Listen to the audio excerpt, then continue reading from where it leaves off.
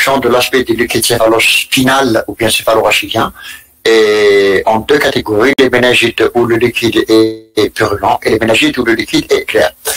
Alors les objectifs pédagogiques, c'est-à-dire ce que doit connaître un étudiant, d'abord savoir la classification syndromique, c'est-à-dire en fonction de l'aspect du SIR, savoir reconnaître une méningite, on dit un liquide clair, une méningite, un liquide purulent. Deuxièmement, il doit savoir reconnaître un syndrome mélangé, pardon, et un syndrome encéphalitique. Deuxièmement, connaître les indications et les contre-indications de la ponction lombaire. Connaître les méthodes de diagnostic biologique en microbiologie et en biochimie. Connaître les particularités épidémiologiques cliniques pour chaque germe. Reconnaître et prendre en charge un purpura fulminans et savoir une prise en charge d'une méningite, le traitement, le suivi et la prévention.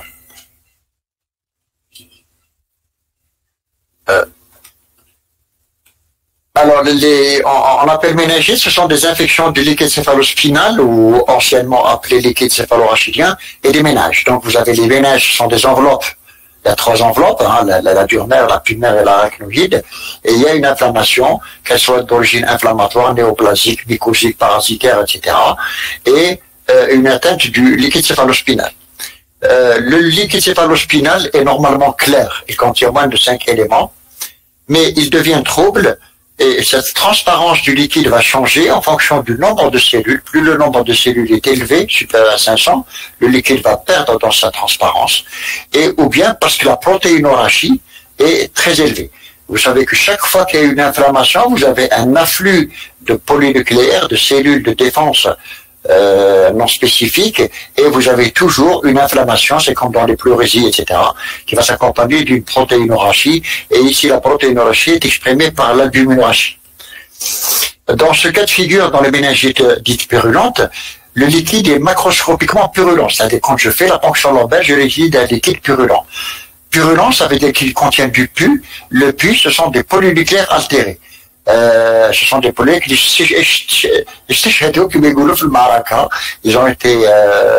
ils sont morts, et ça donne un liquide qui est très purulent. Mais quelquefois, dans certaines situations, par exemple quand on fait la PL tout à fait au départ, tout à fait au début, ou bien quand le malade a reçu des antibiotiques, le liquide il peut être clair. Mais la clarté du liquide ne veut pas dire qu'il n'y a pas d'infection. Parce qu'il suffit qu'il y ait plus de 10 éléments par millimètre cube. Maintenant, on est descendu jusqu'à 5. Donc, même si le liquide est clair et qu'il contient plus de 10 éléments, et d'autant plus que 50% d'eux sont des PNN, elle est classée comme méningite purulente. Elles sont essentiellement d'origine bactérienne et constituent donc une urgence médicale, et toutes les méningites sont à déclaration obligatoire. Alors, on appelle déclaration obligatoire, c'est une liste de maladies. Chaque pays a une liste de maladies, généralement qui sont contagieuses, qui sont épidémiques, et chaque pays a une nomenclature, une liste de maladies, et chaque médecin, là où il se trouve, dans n'importe quel centre de santé, un hôpital, chaque fois qu'il reçoit un patient rentrant dans cette liste, il doit la déclarer à la direction de la santé pour prendre les mesures préventives, éviter qu'il y ait de contamination des autres personnes. Alors regardez bien ici, vous voyez très bien que c'est une autopsie, vous voyez le crâne qui est ouvert, vous avez regardé l'inflammation des méninges avec un exsudat hémorragique, c'est une inflammation évidente de méningite. Alors on distingue généralement les méningites, comme les infections urinaires, comme les pneumonies, on les distingue en ce qu'on appelle les méningites, les infections communautaires et les infections associées aux soins, ou bien les infections nosocomiales. Dans les méningites communautaires, les germes responsables, c'est le méningocoque, le pneumocoque, l'hémophilus influenzae, l'hystéria monocytogenes. Et quand c'est des infections méningées néonatales, l'enfant, il est dans l'utérus de sa maman, il est dans un espace stérile, et il va se contaminer lors du passage de la filière génitale, lors de l'accouchement, et il va récolter les bactéries de la flore vaginale de sa maman, qui sont représentées essentiellement par des entérobactéries dans le chef de file et Escherichia coli, quelquefois le Streptocoque B ou Streptocoque agalactae, et l'Hystéria monocytogenes. Et puis, vous avez les méningites nosocomiales ou bien associées aux soins. Ici, ce sont des méningites qui ont été contractées parce qu'on a fait un geste chez le passage, chez le malade. Ce sont des iatrogènes, ça vient du terme iatros. Iatros, c'est le nom grec du médecin. Ça se voit essentiellement en neurochirurgie, quelquefois en réanimation. Hein. Et ici, nous avons affaire à des germes hospitaliers. Et vous savez parfaitement que les germes hospitaliers, les antibiotiques, ils sont devenus résistants. Hein, ce sont des entérobactéries, les pseudomonacées et le staphylocoque. Ça, j'en ai déjà parlé. Alors, la distribution du germe en fonction de l'âge. Chez le nouveau-né, c'est la flore maternelle, donc c'est les entérobactéries, et chez les chacolis, Streptococcus pilisteria. Chez les nourrissons, jusqu'à l'âge de 6 ans, on va trouver le pneumocoque en premier. Il a été démontré que au premier mois de la vie, l'enfant a déjà contracté les bactéries de ses parents. Parce que la maman, elle aime bien embrasser le papa, elle vient toute féliciter, et voilà, le petit garçon ou la petite fille, elle ressemble à sa maman, non, elle ressemble à sa grand-père, etc. Là, on est très désingéré, on aime bien embrasser. Et quand on embrasse des petits bébés comme ça, on leur transmet le germe qu'on a dans notre gorge. Donc, le nourrisson va récolter les germes de l'environnement parental tout à fait au début, et puis après, quand il va sortir de la crèche, il va partager avec ses petits copains les différents germes, et puis quand il va à l'école, c'est la même chose. Donc, les 3 premiers germes. À partir de 6 ans jusqu'à l'âge adulte, on va trouver l'hémophilus influenzae, on va plus le rencontrer. On va voir tout à l'heure pourquoi. On va trouver essentiellement du méningocoque, du pneumocoque, et tout doucement, plus on avance dans l'âge, particulièrement chez les sujets âgés, on va trouver une bactérie qui s'appelle Listeria monocytogenes. Et puis chez les sujets âgés, on va avoir à peu près les mêmes germes, mais avec une répartition qui est tout à fait différente. Alors, les méninges et le SR, ce sont des espaces qui sont stériles, et comment ces bactéries vont arriver? Alors, il y a 3 voies.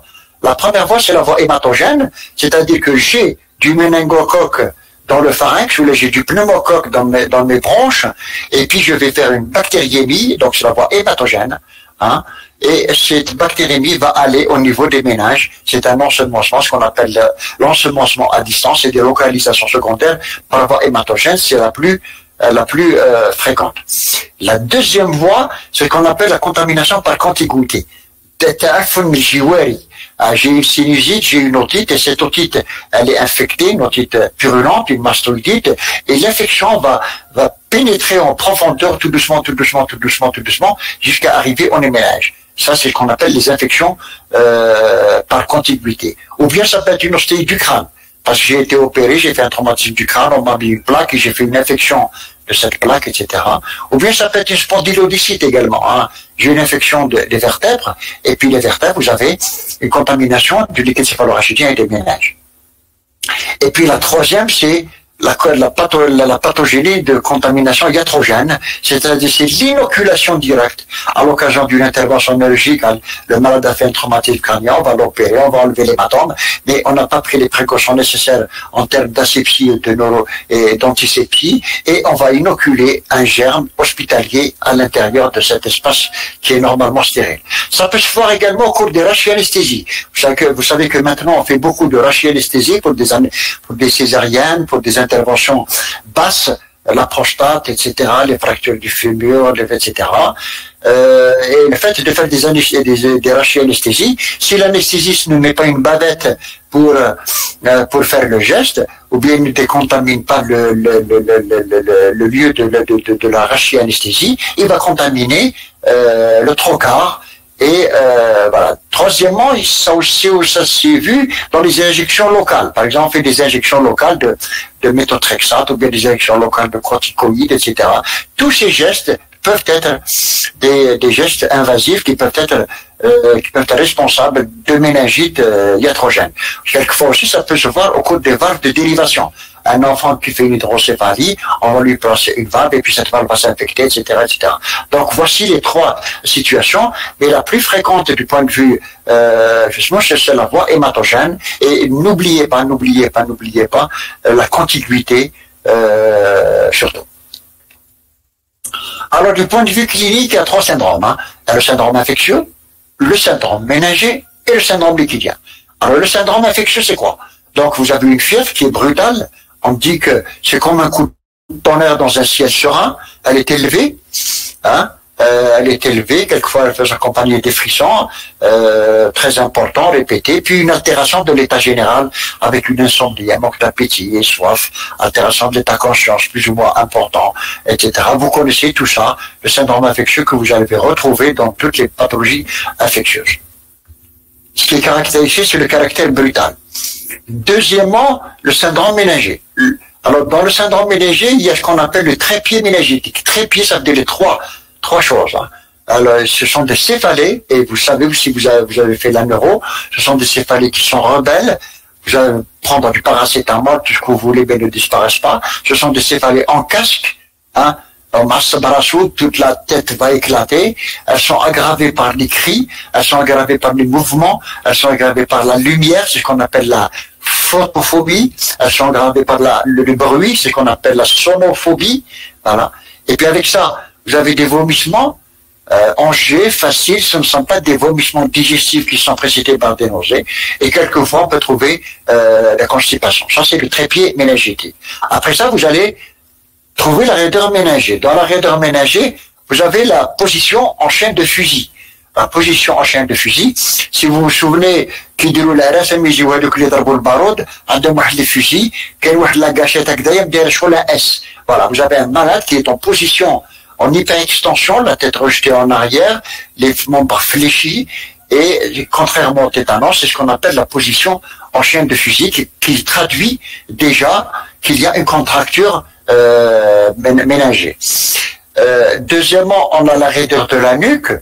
La raideur de la nuque qu'on va retrouver dans 85% des cas. Il faut faire très très attention. Cette raideur de la nuque, elle peut être trompeuse chez les patients qui ont une arthrose cervicale, par exemple, ou bien chez les tout petits qui ont plutôt une nuque molle. Et puis vous connaissez les signes, le signe de Koenig et le signe de Brodzinski.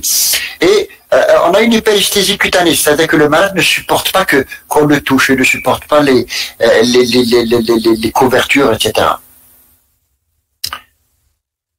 Alors voici le signe de Brodzinski. Vous les connaissez, donc le fait de fléchir la tête va s'accompagner d'une flexion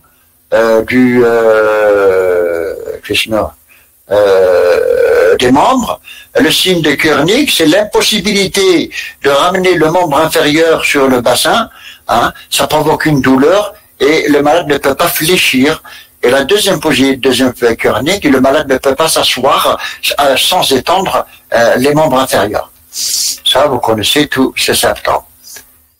Alors, devant ce patient, donc je suspecte une méningite, je vais l'examen. Ce qui va m'intéresser, très important, deux choses. La première chose, peut-être plutôt trois choses. La première chose, c'est est-ce qu'il y a un purpura, oui ou non. C'est très très important. Vous allez voir tout à l'heure pourquoi. Un purpura, c'est une hémorragie intradermique. Hein, et ce purpura, est-ce qu'il est extensif ou pas? Vous allez voir pourquoi. Et puis, est-ce qu'il y a un syndrome encéphalitique? Un syndrome encéphalitique, ça veut dire qu'il y a une souffrance des fonctions cérébrales. Ça peut être des troubles de la conscience, hein, ça peut être un coma. Donc, il va falloir scorer ce patient. Hein, selon le score de Glasgow, il est à 12, il est à 14, etc. Allez, on score le patient, parce que vous allez le scorer, vous allez trouver qu'il est à 14, le lendemain, vous allez trouver qu'il est à 12, donc il y a une diminution de la vigilance, et le malade est en train de s'aggraver. C'est très important, les scores. Hein. Deuxièmement, donc les troubles de la conscience, les troubles d'irritabilité, ce qu'on appelle les convulsions. Alors ça peut être des convulsions généralisées qui sont évidentes, hein. Ça peut être des convulsions latéralisées, un seul côté, un seul bras qui est en train de bouger, par exemple. Ou bien, ça peut être aussi, faites très attention chez les enfants, ce qu'on appelle la révolution des yeux. Les yeux, le malade, il regarde en haut. Et ça, c'est un équivalent convulsif. Et puis, je recherche également dans le syndrome encéphalique, est-ce qu'il y a des signes neurologiques de localisation? Est-ce qu'il n'y a pas un déficit moteur? Est-ce qu'il n'y a pas une hémiplégie, une hémiparésie? Est-ce que le malade, la manœuvre de Barré, la manœuvre de Mangasini, est-ce qu'il a le bon tonus? Est-ce qu'il n'y a pas de paralysie d'un membre, ou bien une hémiplégie? Est-ce qu'il n'y a pas une paralysie des paires crâniennes, essentiellement le 3, le 6 et le 7? C'est très important, il faut le rechercher. Autre signe que je dois chercher, est-ce qu'il y a des signes de choc? Le signe de choc, c'est-à-dire, est-ce qu'il y a une hypotension, est-ce qu'il y a un défaut de perfusion périphérique, est-ce qu'il y a le temps de recoloration cutanée? Le temps de recoloration cutanée, vous prenez votre doigt, votre pouce, vous appuyez avec votre ongle sur le pouce, sur le pouce, et ça va devenir pâle, et puis, quand vous enlevez la pression, il y a une recoloration normale. C'est ce qu'on appelle le temps de recoloration cutanée. Si le temps de recoloration cutanée est supérieur à 3 secondes, cela veut dire qu'il y a un défaut de perfusion périphérique. Ça veut dire que le malade est en train de faire un état de choc. Est-ce qu'il y a une CVD? Ça veut dire qu'il y a des signes de saignement dans le purpura, par exemple, parce que ma épistaxis, hémorragie, hématurie, etc. Deuxièmement, qu'est-ce que je vais chercher? Je vais chercher s'il y a d'autres foyers infectieux. Je me dis, s'il a une méningite, cette infection elle est venue de quelque part. Je vais chercher, est-ce qu'il n'a pas une rhinopharyngite? Est-ce qu'il n'a pas une angine? Est-ce qu'il n'a pas une pneumonie? Est-ce qu'il n'a pas un sepsis? Est-ce qu'il n'a pas une infection urinaire ou bien un abcès quelque part? Et puis, ça, c'est ce qu'on appelle la recherche de la dentaire. Très bien. Et puis, j'arrive au syndrome liquidien. Pour faire la preuve de cette méningite, il va falloir que je vois si le liquide céphalogien est pathologique ou pas. L'étude du LCS est indispensable parce qu'elle va vous permettre de faire la preuve de l'infection et elle va vous permettre de déterminer quel est l'agent pathogène. Mais comment je vais retirer ce liquide céphalorachidien ou bien ce liquide céphalospinal? Il y a 3 possibilités. La possibilité habituelle, c'est la ponction lombaire. La possibilité exceptionnelle, c'est la ponction sous-occipitale, et on peut, chez les petits-enfants, les nouveau-nés par exemple, on peut faire une ponction transfontanelle, hein, parce que les fontanelles, le crâne ne s'est pas encore soudé, on peut faire une ponction. Et la réalisation du ponction lombaire est une urgence, c'est un geste que tout médecin doit savoir faire, mais il faut savoir qu'il y a des contre-indications. Alors les contre-indications, premièrement, est-ce qu'il y a des signes neurologiques au foyer? Un malade qui a un syndrome ménager, mais qui a une hémiplégie, qui a une monoplégie, qui a des signes de déficit quelque part, je ne fais pas la PL. Est-ce qu'il y a des signes d'hypertension intracrânienne? C'est-à-dire, est-ce que le malade a des vomissements, il a très mal à la tête, etc.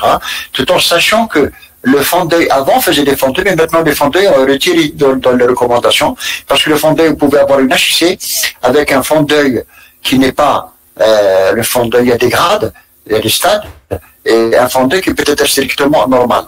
L'œdème papillaire n'est visible que dans l'hypertension très, très avancée. Deuxièmement, est-ce qu'il y a des troubles de la coagulation? Si le malade a des troubles de la coagulation, ça veut dire qu'il a un purpura, un syndrome hémorragique, vous allez faire l'APL, vous allez provoquer une hémorragie. Est-ce que le malade est sous anticoagulant? Donc on va faire très attention. Est-ce qu'il y a des troubles hémodynamiques? C'est une contre-indication. Le malade qui est en état de choc, on ne va pas faire.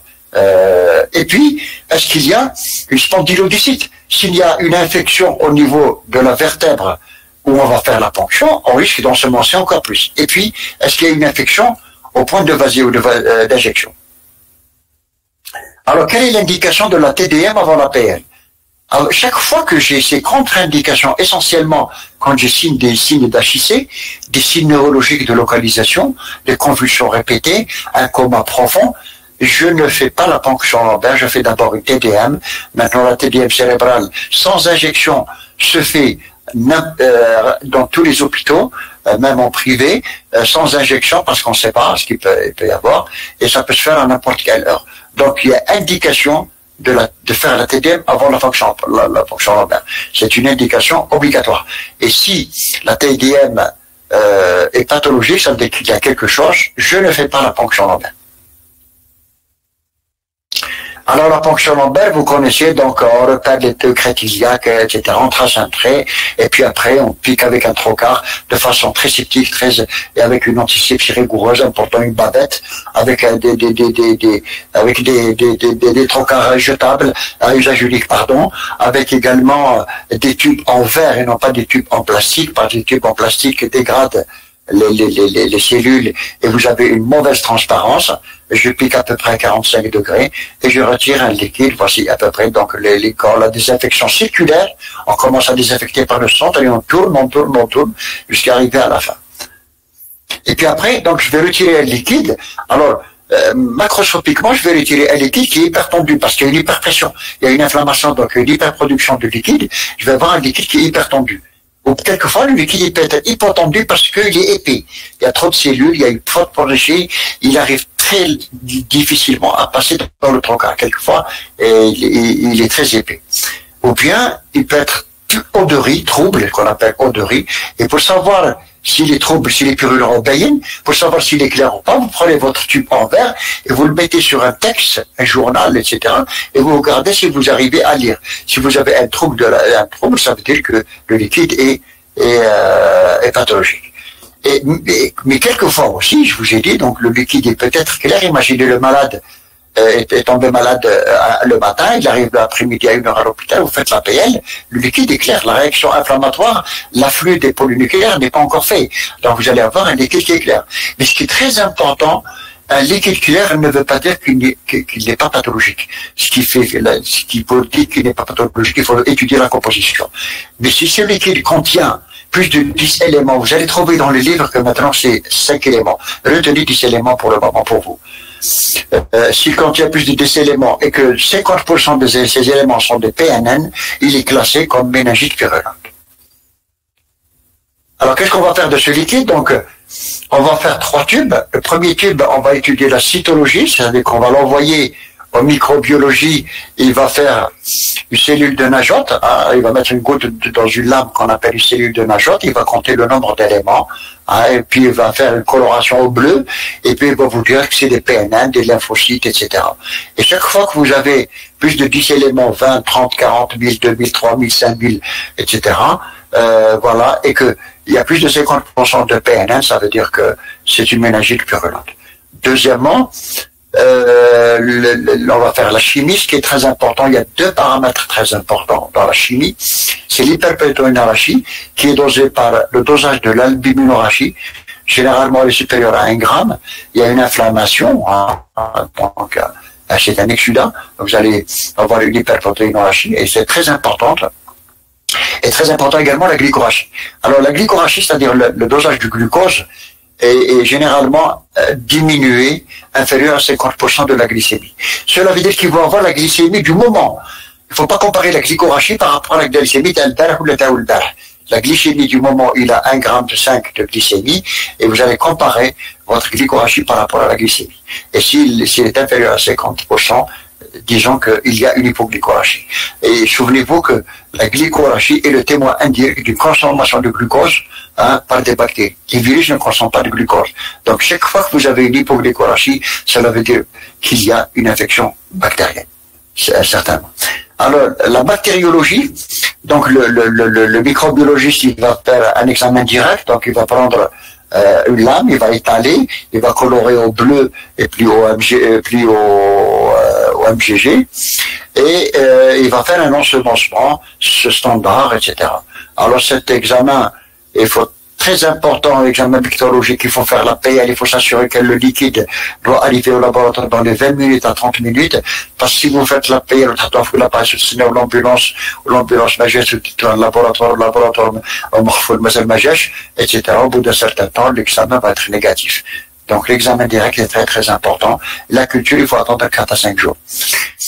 Alors, cet examen direct, il est positif dans 60 à 90% des cas, et il est compétence dépendant et temps dépendant, c'est-à-dire que plus le temps est long, plus l'examen est négatif. Et il peut être négatif également parce que le malade a reçu des antibiotiques avant.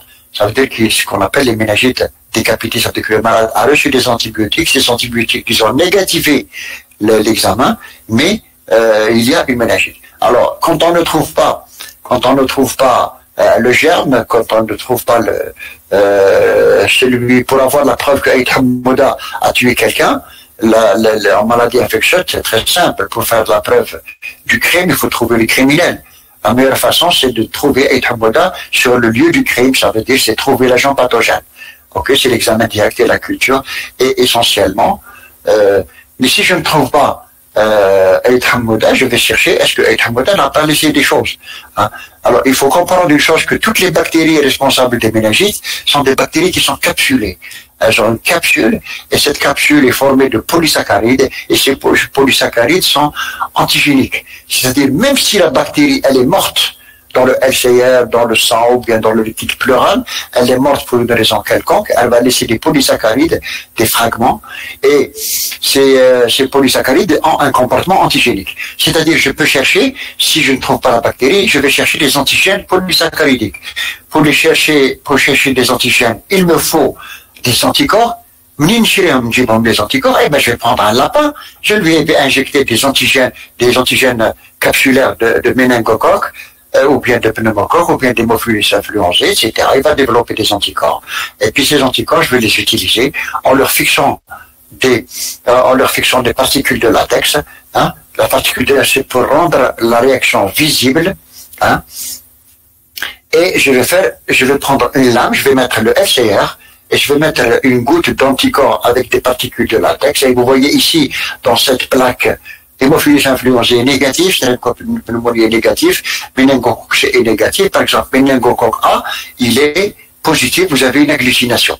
Ça, c'est ce qu'on appelle la recherche d'antigènes solubles. On peut faire ça dans le sang, on peut faire ça dans les urines, et on peut faire ça également dans le liquide pleural, dans le liquide péritonéal, dans le liquide méningé. Mais ce n'est pas toujours, quand c'est négatif, ça ne veut pas dire que c'est négatif.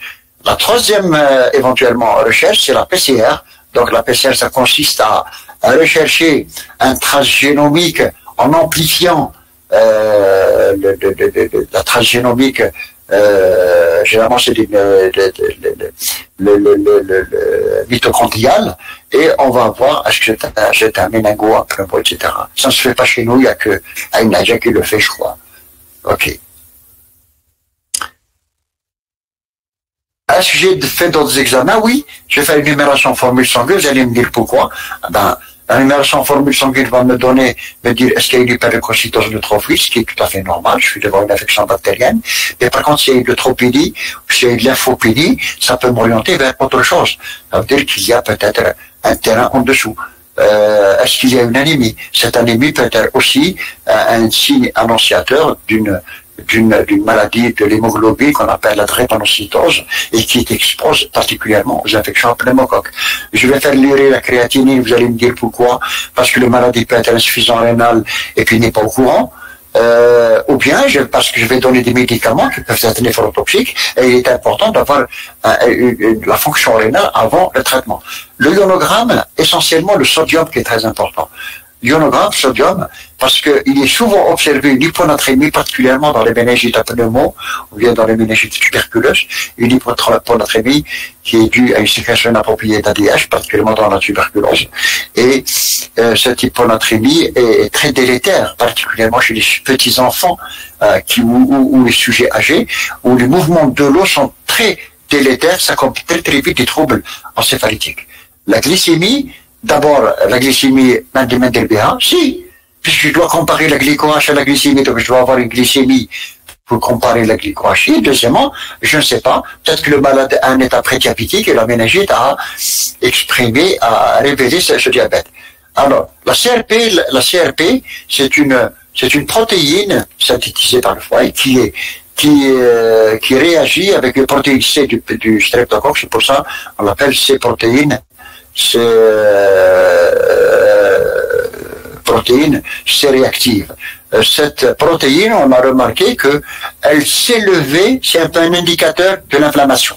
C'est à peu près l'équivalent un peu de la vitesse sédimentation avec une meilleure sensibilité, c'est-à-dire que elle augmente plus rapidement que la vitesse sédimentation en cas d'inflammation et elle diminue plus rapidement en cas de réduction de l'inflammation. C'est un indicateur. Et cette CRP, elle est toujours utilisée. Elle n'est pas suffisante, mais elle est toujours utilisée pour faire le distinguo quand le liquide est clair, est-ce que c'est une infection virale ou pas. Et c'est témoin d'une infection parenchymateuse, hein, comme dans les infections urinaires, une CRP positive peut être le témoin d'une infection rénale, alors qu'elle est négative, c'est peut-être une cystite.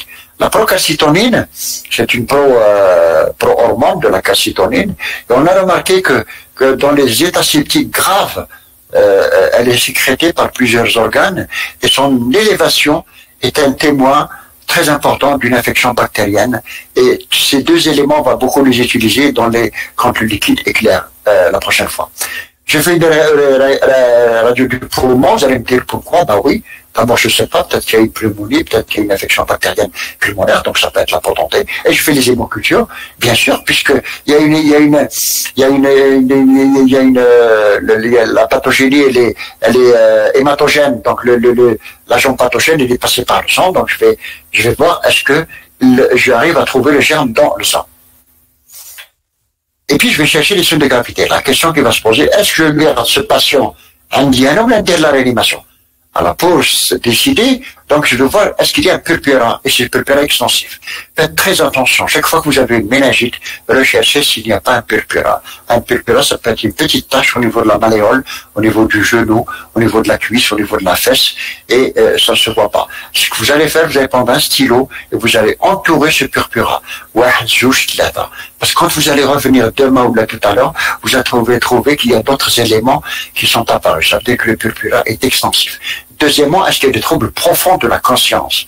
S'il y a des troubles profonds de la conscience, un coma à 11, voilà, il faut avertir les réanimateurs comme quoi peut-être qu'il va falloir le transférer. Deuxièmement, est-ce qu'il y a des localisations neurologiques?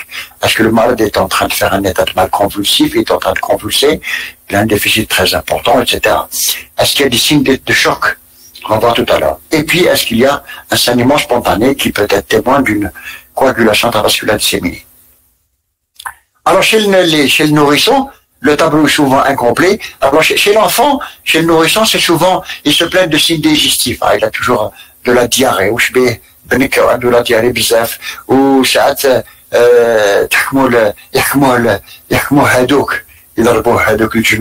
les convulsions, ou bien ça et quand vous examinez l'enfant, il ne peut pas vous dire j'ai mal à la tête, il n'arrête pas de crier. Vous allez trouver la nuque, elle est molle quelquefois. La fontanelle, elle est bombée chaque fois qu'il crie. La fontanelle, elle est bombée. Et quelquefois même, vous n'allez rien trouver, mais juste une fièvre inexpliquée.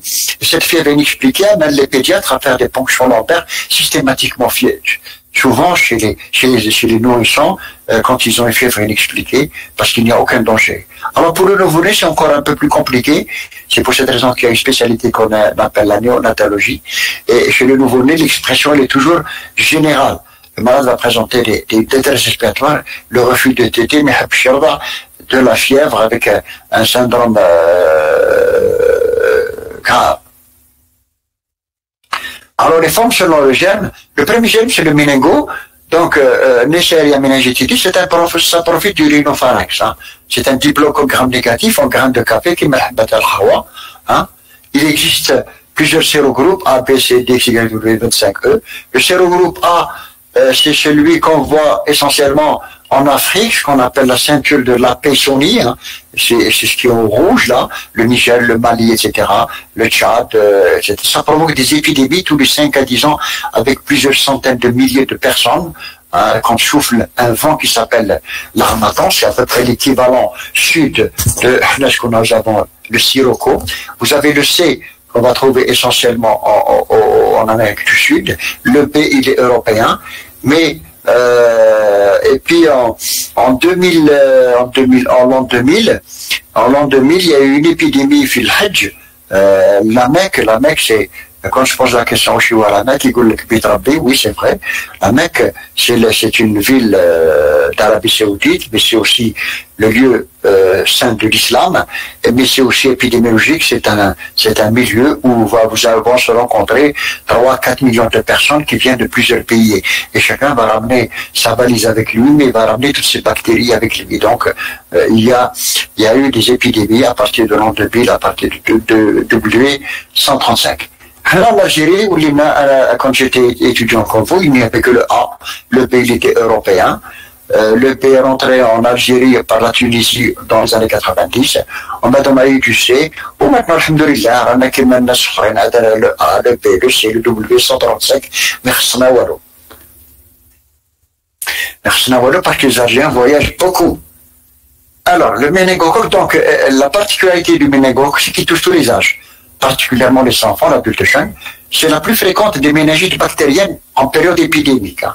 Et ça provoque de très grandes épidémies. La dernière épidémie qui a été observée, ça remonte à plus de 20 ans en Algérie, mais nous avons toujours des cas sporadiques qui arrivent. Ce qui est particulier à retenir dans le méningocoque, il y a deux choses. Premièrement, c'est la seule méningite qui est contagieuse. Elle est contagieuse et elle est épidémique. Quand on a peur, quand il y a une épidémie dans une école, dans une crèche ou là dans une caserne ou là une université, c'est la catastrophe. Et deuxièmement, il y a une forme de cette méningite qu'on appelle la méningococcémie fulminante. Vous allez voir tout à l'heure qu'est-ce que c'est. C'est quelque chose de terrifiant. Et puis, la transmission de le germe dans l'oropharynx, la transmission va se faire de type gouttelette. Hein. C'est un peu comme la Covid. Hein. Voilà. Donc, par les Kojak, les chewing-gums, Atenit Kif Mac, la Rengila, les bisous, etc. Donc, il y a une transmission par gouttelette, la transmission par gouttelette, ça veut dire qu'il y a une distance physique qui est très rapprochée. Hein. Et l'infection méningée se fait souvent par bactéries, mais à l'occasion du pharyngite, et à partir de ce qu'on appelle les sujets contacts. Un sujet contact, c'est quelqu'un qui dort avec vous, qui vit avec vous dans le même lycée, dans la même école, dans la même classe, dans le même taxi, dans la même chambre, qui partage avec vous pendant 2 heures un espace confiné avec moins de 1 mètre de distance. Et elle est en déclaration obligatoire urgente parce qu'elle est épidémique. Donc le liquide ici dans le méningocoque qui est franchement purulent et perpétuaché pour pénétracher. Examen direct d'hypococcogramme de café, vous le voyez ici. On peut rechercher les antigènes solubles, particulièrement très intéressant dans les formes décapitées. Si le malade a une pharyngite, il a pris des antibiotiques, ces antibiotiques ont été suffisants pour négativer l'examen direct, mais si je recherche des antigènes polysaccharidiques, je vais les trouver. La numération formule montre une leucocytose neutrophile. La CRP et la procrastinine sont positives. Qu'est-ce qui me permet d'évoquer le méningo? On l'appelle également méningite cérébrospinale. Voilà. Alors, la présence d'un purpura est très évocateur de méningo. L'atteinte articulaire, s'il y a péricardite, un état de choc, la notion de cas similaire, c'est-à-dire que j'ai un cas de méningite et puis j'entends que sa cousine est hospitalisée, ou bien là une autre copine à elle dans la chambre est hospitalisée ailleurs. Donc la notion de cas similaire est souvent en faveur du méningo parce que c'est la seule qui est transmissible. Et puis la notion de pharyngite. Alors, voilà, on arrive à la catastrophe, c'est qu'on appelle la méningococcémie fulminante. C'est une urgence d'une extrême gravité. Elle tue le patient, elle tue surtout les enfants, les nourrissons, l'enfant et quelquefois l'adulte. Elle tue le malade sur la table de consultation, avec un taux de létalité de 60% dans les grands services de réanimation. Et ici, le malade ne se présente pas pour une méningite. La maman vous dit, voilà, ok, là, il a de la fièvre, et puis il a des petits boutons dans la jambe, et puis maintenant, il n'est pas bien. Et vous examinez un enfant, vous n'avez pas trouvé de syndrome méningé, vous avez trouvé de la fièvre, une altération de la tête de conscience, quelquefois même un état de choc déjà, avec un purpura.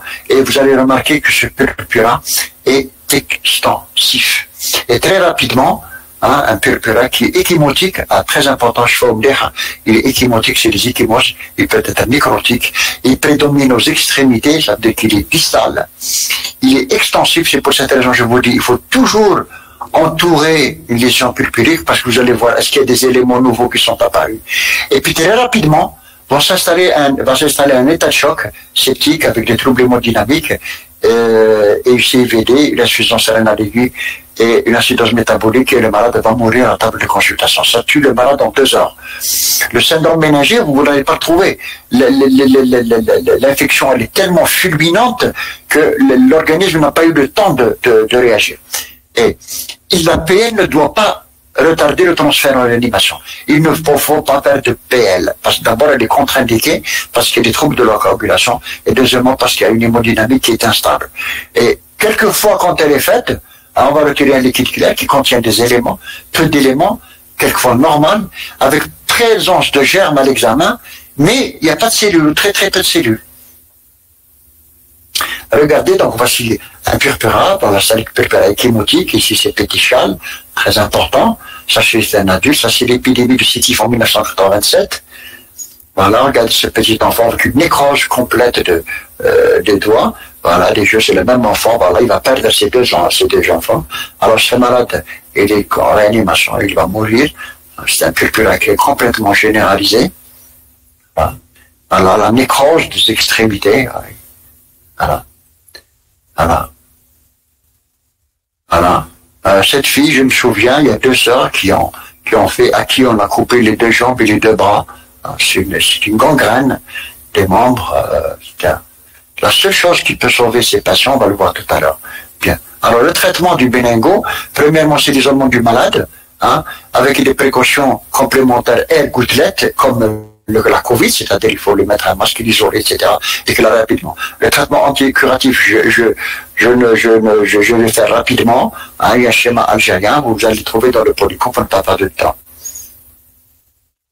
Par contre, la forme fulminante, ce qui a démontré l'efficacité de réduire un peu la létalité, c'est l'administration. Dès la première visite à la maison, vous avez vu le malade ou bien dans un centre de santé, la première chose à faire, chaque fois que vous avez un purpura fébrile, écrivez en bleu, en rouge, en ce que vous voulez, tout purpura fébrile doit faire évoquer la méningocytome fulminante jusqu'à preuve du contraire. Attention, faites très attention. Et ce qui peut sauver le malade, c'est une injection de céfotaxime, 1 gramme chez l'adulte, 50 mg chez l'enfant, sans dépasser 1 gramme, ou bien de l'amoxicilline, un défaut du thiophénicol. Mais c'est les seules choses qui peuvent sauver le patient. Vous allez me dire, monsieur, pourquoi on ne donne pas la dose fulminante, la dose totale, parce qu'on se dit que, justement, c'est la libération d'exotoxines, de polysaccharides très importants qui sont responsables de l'état de choc. Et c'est pour cette raison qu'on ne donne pas, on ne veut pas tuer les bactéries d'un seul coup. Voilà. Il faut un apport veineux central si on peut, sinon un apport veineux de grosse veine, une oxygénothérapie par voie nasale est transférée et médicalisée urgent en réanimation et où on va gérer par la suite l'état de choc. La prophylaxie, puisque la prophylaxie, donc, c'est une mesure de prévention médicamenteuse, ce qu'on appelle la chimioprophylaxie, ça consiste à donner des antibiotiques pour rompre la chaîne de transmission. C'est-à-dire, si j'ai une épidémie dans un site universitaire, je vais chercher tous les patients qui ont été en contact avec le malade et je vais leur donner un médicament. En Algérie, c'est la spiramycine. Ailleurs, vous allez trouver que c'est la rifampicine pendant 12 jours. Ou bien éventuellement de la ciprofloxacine pendant 1 jour, 500 mg. Bien. La vaccination, elle est disponible en Algérie. C'est un vaccin polysaccharidé qui comporte, au début, on avait le bivalent AC, ou bien le A ou C, et maintenant nous avons le quadrivalent, le sérogroupe A. Il n'y a pas d'immunité croisée entre sérogroupe A. Sérogroupe A, C, Y, W 135. Ils sont peu immunogènes chez les enfants de moins de 18 ans. Ils sont utilisés à titre individuel en cas d'épidémie et ils sont obligatoires quand on va se rendre, par exemple, au pèlerinage. Alors, le pneumocoque. Première chose à retenir, dites-vous que ne faites pas une infection au pneumocoque qui veut. Moi, je me le dis déjà, est une infection pneumocoque. Vous pouvez faire des méningites à méningo, d'accord, mais faire une infection pneumocoque, ça veut dire FSBEP. Il y a quelque chose, d'accord? Ne faites pas une infection pneumocoque qui veut. Ça veut dire qu'il faut toujours chercher la raison. Si vous ne trouvez pas la raison pourquoi il a fait une infection pneumocoque, ça veut dire qu'il a toutes les chances d'en refaire une autre. Quelquefois qui peut être plus grave. Alors, c'est un diplocoque gram-positif, ça profite des voies respiratoires précoces. Si vous prenez votre expectoration, vous l'emmenez chez quelqu'un, il va trouver du pneumocoque. Mais dans ces pneumocoques, il y a ce qu'on appelle les souches de portage qui sont gentilles, et puis il y a des souches invasives qui sont très très dangereuses. Le problème de ce pneumocoque, c'est qu'il a une capsule polysaccharide qui est très très épaisse. Et il y a 84 sérotypes. 84. Et il n'y a pas d'immunité croisée entre les différents sérotypes. Et cette capsule polysaccharidique lui permet de résister à la phagocytose. Et pour cette raison que pour être phagocyté, le pôle nucléaire a besoin de certains anticorps qu'on appelle des opsonines qui sont fabriqués par la rate. Et ces opsonines c'est comme quand vous mettez un peu de la moutarde ou bien vous mettez de la harissa dans un sandwich, whatever, comme ça pour avaler quelque chose. Donc, ça permet un peu la phagocytose. Et ce défaut d'opsonisation va se voir particulièrement chez les enfants, chez les personnes qui n'ont pas de rate. Les aspléniques. Asplénie parce qu'il a une drépanocytose, elle est devenue fibreuse, elle n'est plus fonctionnelle. Ou bien asplénie parce qu'il a eu un accident de la circulation, puis on lui a enlevé la rate. La méningite à pneumo va se distinguer par, premièrement, son extrême gravité. Ici, comme tout à l'heure, je n'ai pas parlé du tout le trouble encéphalitique dans le méningo. Par contre, dans le pneumo, il y a ce qu'on voit souvent, ce sont des formes méningo-encéphaliques. Ça veut dire qu'il y a une souffrance de l'encéphale. Et c'est des méningites qui sont fréquentes, des infections qui sont fréquentes chez les aspléniques, les traumatisés du crâne, les âges extrêmes. Elles sont toujours secondaires à une pathologie bronchopulmonaire, une automastoïdite, une sinusite, un traumatisme du crâne. Et ces pathologies, elles sont responsables de récidives.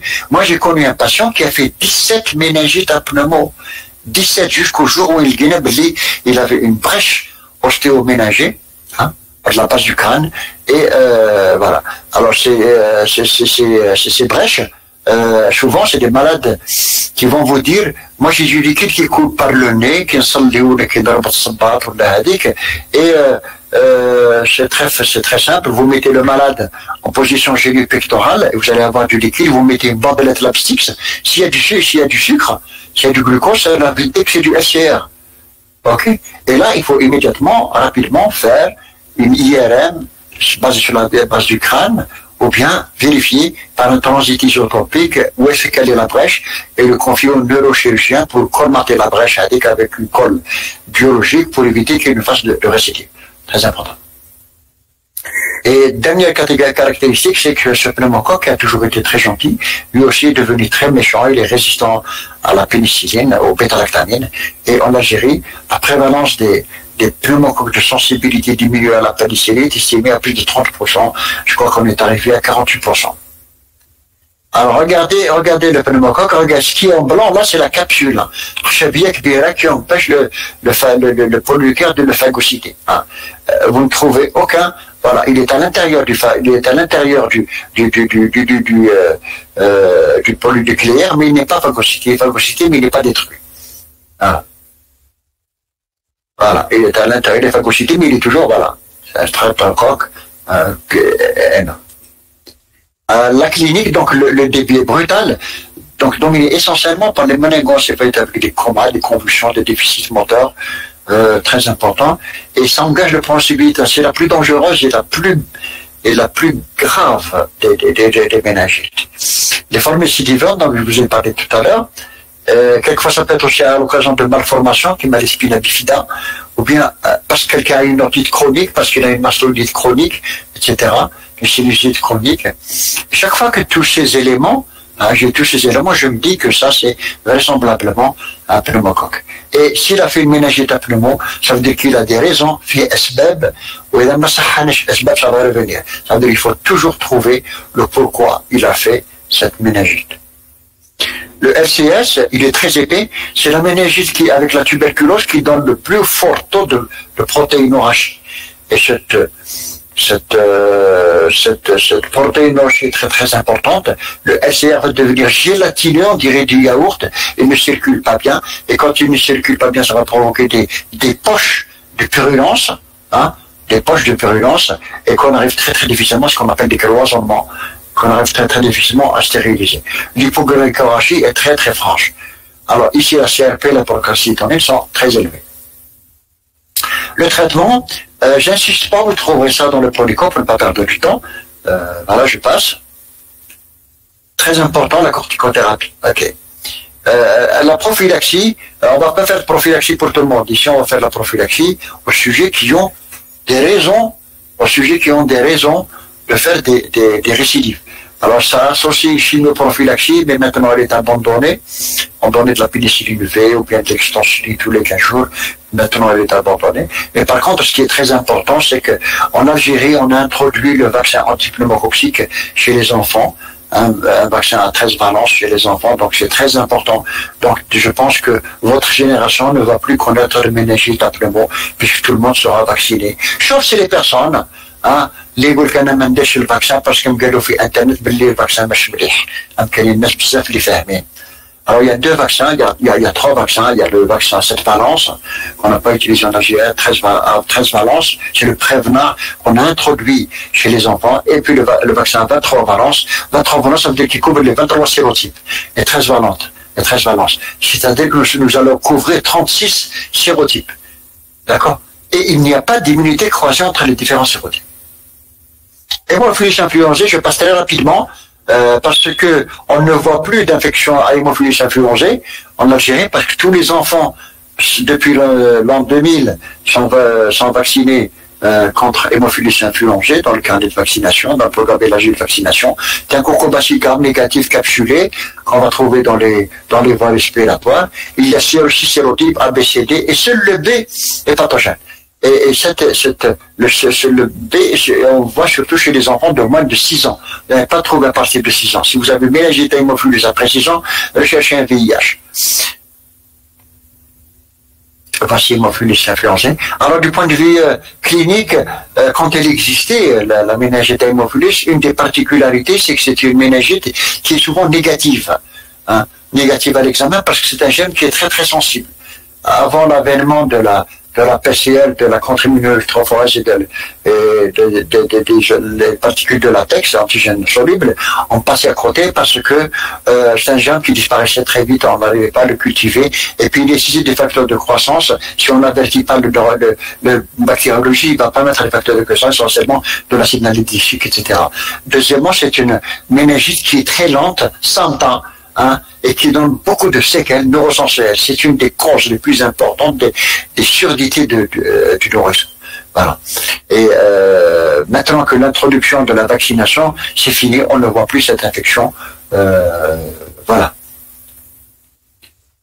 Le traitement, c'est le céfotaxime, ça marche dans les 3 cas, le méningo, le pneumo et l'hémophilus influenzae.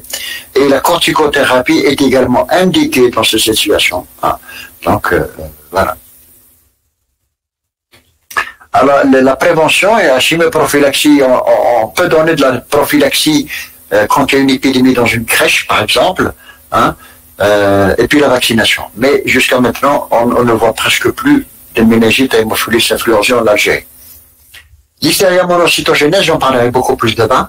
C'est un bacille gram-positif qui est ubiquitaire, c'est-à-dire qu'on va trouver dans l'environnement, un peu partout dans le sol, dans le lait, dans les aliments, etc. C'est un bacille. Il est responsable d'infections très dangereuse quand ça survient chez les femmes enceintes. Ça donne des avortements, ça donne pas de malformations, ça tue l'enfant, ça donne des avortements, et des méningites, particulièrement chez les adultes et les sujets âgés. La fréquence augmente. Moi, quand j'étais étudiant, on la connaissait pas. Résident, on l'étudiait comme ça, parce que c'était vraiment exceptionnel. Et maintenant, on commence à observer dans le pays cette émergence de listeria monocytogène est essentiellement due au changement des modes alimentaires avec le fast-food, les produits réfrigérés, etc. Je vous en parlerai la prochaine fois. La contamination, elle est par voie aérienne, mais essentiellement par voie digestive, en consommant des œufs, des aliments, des glaces, de la charcuterie, etc. Le tableau clinique, ça donne un tableau de méningo-encéphalite de la base. Les méningites que nous avons vues tout à l'heure, pneumoméningo, ce sont des méningites de la convexité. Hein. Ici, vous avez, c'est comme dans la tuberculose, ici, vous avez la méningite méningoencéphalite de la base du crâne. Et quand vous avez la base du crâne, il y a des petits trous où passent tous les nerfs crâniens. Donc, vous allez avoir une atteinte des paires crâniennes. Essentiellement le 7. Et elle a une tendance particulière à provoquer des abcès, essentiellement cérébelleux. Et ça ressemble, ça confond toujours avec la tuberculose neuroméningée. Et elle peut prendre dans tous les aspects, on verra demain ou après-demain. La formule du LCR dans la listériose, elle peut prendre dans tous les aspects, elle peut être purulente, panachée, ça veut dire 50-50, 60-40, elle peut être lymphocytaire de type viral, quelquefois même de type pseudotuberculeux. L'évolution, quand elle n'est pas bien traitée, en sachant très bien, n'oubliez pas que les céphalosporines, 3e génération, n'agissent pas sur les listérium chez les céphalosporines 3e génération que vous donnez ailleurs ne marche pas dans la listeria monocytogénèse. Le traitement, c'est la pénicilline A associée à la gentamicine ou bien le sulfaméthoprime, ça le Bactrim, pendant 21 jours. Les autres germes, les bacilles gram négatifs, vous n'allez pas les rencontrer, vous allez rencontrer chez le nouveau-né, chez les coli, ou bien dans les méningites nosocomiales, le streptocoque B également chez le nouveau-né essentiellement, le staphylocoque, lui, vous allez le rencontrer essentiellement au cours des endocardites, ou bien au cours des ostéites du crâne, ou bien au cours des interventions sur le crâne, ou bien sur le rachis, et ce sont des bactéries qui sont très difficile à traiter parce qu'il faut connaître l'écologie du service, il faut connaître la sensibilité du germe pour donner les antibiotiques et souvent beaucoup d'antibiotiques ne diffusent pas bien dans le ménage. Germe indéterminé, c'est-à-dire que soit parce que le malade a reçu un préalable, une antibiothérapie avant, soit d'un problème technique, et c'est très important de rechercher des antigènes solubles. Le mieux, c'est la PCR. Bon, la PCR n'est pas disponible chez nous. Alors, les orientations, quand je fais une PL et je trouve un liquide purulent, je me dis, s'il y a une notion d'alcoolisme, d'antécédent trauma crânien, de chirurgie de la base du crâne, d'otite, de mastoïdite, etc., je pense à un pneumo. Antécédents rénaux chroniques, une asplénie, une infection VIH, myélome, tous ces affections évoquent le pneumocoque. Pour le méningocoque, c'est la saison hivernale, printanière. Il y a une notion d'épidémie ou de cas similaires, c'est-à-dire soit vous avez une grande épidémie, soit vous avez des cas similaires, 2-3 cas dans un endroit, etc. Le début, la notion de purpura. L'absence de signes neurologico-focaux, comme contrairement au pneumocoque et à la listeria. Et souvent, les formes graves se voient chez des personnes qui ont un déficit en complément, et particulièrement fraction C3. La listériose, on va l'évoquer chez les patients qui sont plus âgés, plus de 50 ans, chez les femmes enceintes, qui ont peut-être une immunodépression, soit par une corticothérapie, un myélome, une transplantation, ou bien l'alcoolisme. Ça peut être des épidémies, d'authentiques épidémies. Il y a eu des épidémies en Europe. Et une évolution très progressive du signe clinique, avec des signes de rhomboencéphalique, c'est-à-dire une atteinte de la forme postérieure du cerveau. Et le liquide, la formule caractéristique, c'est ce qu'on appelle la formule panachée, c'est-à-dire en même temps de PNN et en même temps de lymphocytes. Les BGN, en dehors du nouveau-né, chez les personnes âgées, secondaires à une infection urinaire ou digestive, ou bien dans les infections méningées, nosocomiales. Hémophilie influenzée, donc, on ne voit plus presque, hein, chez les enfants de moins de 5 ans. Le staphylocoque, chez les infections résistantes, nosocomiales. Et puis, tous les autres gènes peuvent se voir également, particulièrement en milieu hospitalier. Alors, quelle va être l'évolution? Vous comprenez parfaitement que l'évolution, plus le traitement diagnostic est rapide, plus le traitement est rapide et le traitement juste est bon, plus l'évolution est favorable avec des guérisons. Il n'y a pas de séquelles, mais quelquefois on peut toujours garder des séquelles neurosensorielles possibles. Hein, ça peut être une hypoacousie, un déficit mental, une atteinte moléculaire, etc. Il y a souvent des problèmes d'hydrocéphalie, des problèmes d'hydrocéphalie, particulièrement chez l'enfant. Dans les méningites à pneumo, vous avez un LCR qui est gélatineux avec des troubles de la circulation. Et là, quelquefois, on est amené à poser des sondes de dérivation. Ou bien vous pouvez avoir, si le malade a subi un coma très important, il peut avoir des troubles cognitifs ou bien un retard intellectuel.